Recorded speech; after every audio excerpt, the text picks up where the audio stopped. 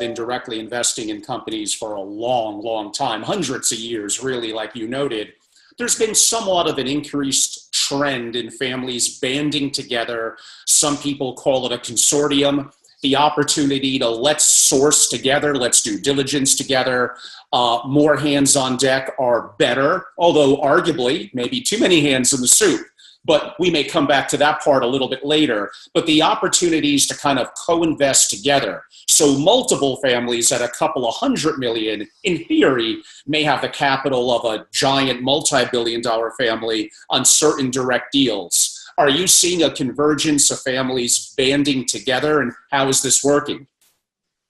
So I'd say, yeah, there definitely is the interest. And I would say in general, there's probably an increase in the numbers.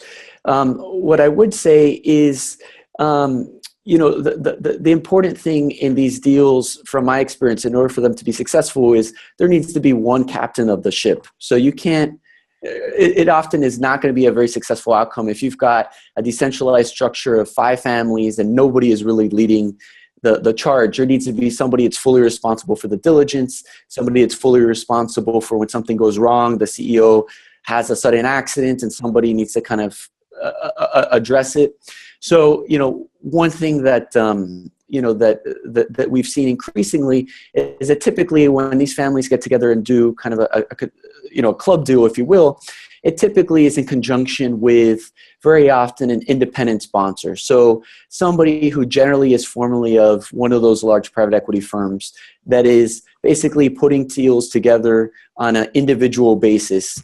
And based on that, then clubs across the different families. And what we often find is they will approach and find one family that often will write the biggest check, and that family then will basically take it to their friends and say, hey, look, this is something that I like, and would you have an interest in going in?